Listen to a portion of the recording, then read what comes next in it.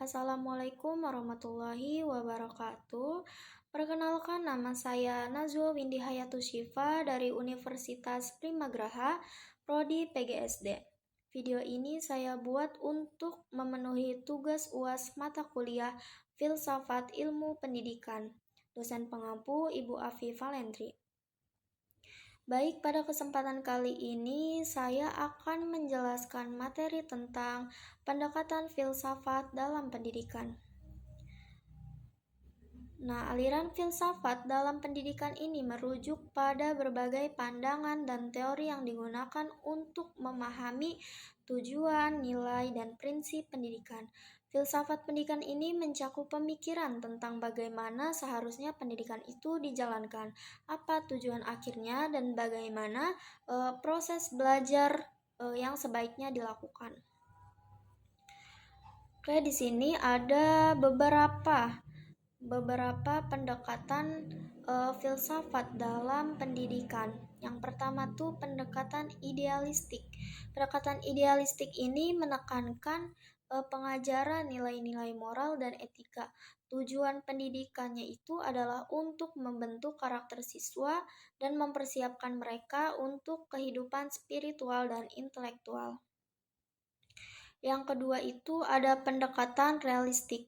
Pendekatan realistik ini berfokus pada penguasaan ilmu pengetahuan dan keterampilan praktis. Nah, ia mengutamakan pembelajaran berdasarkan fakta dan pengalaman nyata. Yang ketiga ini pendekatan pragmatis. Pendekatan pragmatis ini menekankan pada pembelajaran berbasis masalah dan pengembangan keterampilan praktis. Pendidikan ini harus sesuai dengan kebutuhan dan tantangan kehidupan masyarakat. Yang keempat itu ada pendekatan eksistensial.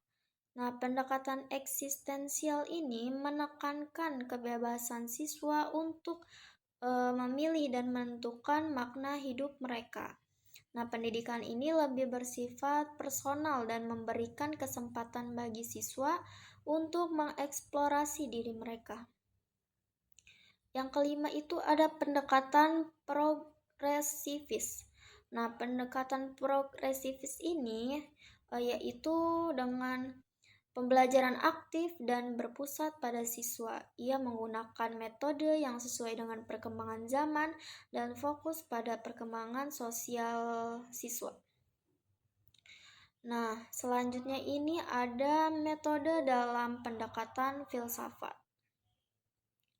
Nah, ada beberapa metode dalam pembelajaran berdasarkan pendekatan filsafat.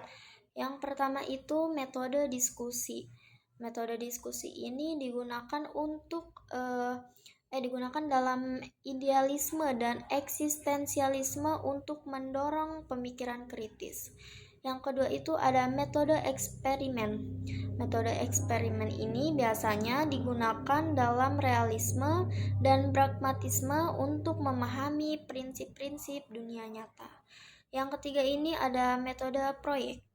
Nah, metode proyek ini digunakan dalam progresivisme untuk mendorong pengalaman langsung dan pemecahan masalah.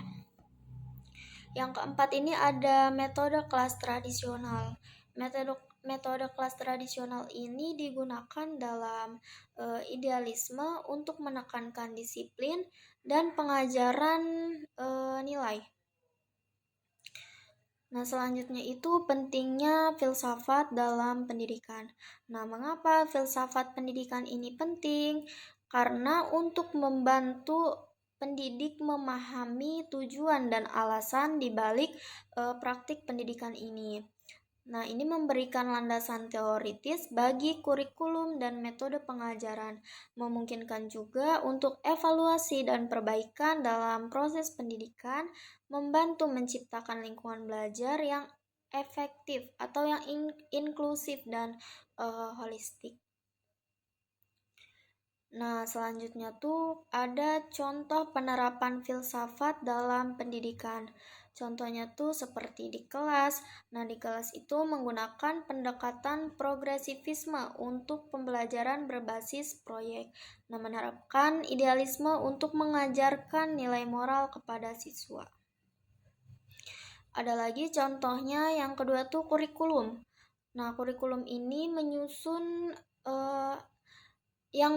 menyusun kurikulum yang berbasis pada realisme untuk mengajarkan pengetahuan yang dapat dibuktikan.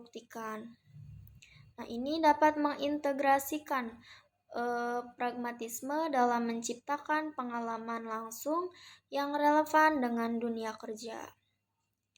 Nah, slide selanjutnya ini kesimpulan. Kesimpulan yaitu pendekatan filsafat dalam pendidikan sangat penting untuk membentuk dasar filosofis yang kuat dalam proses belajar mengajar. Berbagai aliran filsafat dalam memberikan pandangan yang berbeda tentang tujuan, metode, dan isi pendidikan. Nah, sebagai pendidik penting untuk memahami pendekatan-pendekatan ini untuk memilih dan merancang metode pendidikan tepat yang sesuai dengan konteks dan tujuan pembelajaran. Mungkin itu saja ya materi yang dapat saya sampaikan, kurang lebihnya mohon maaf. Wassalamualaikum warahmatullahi wabarakatuh.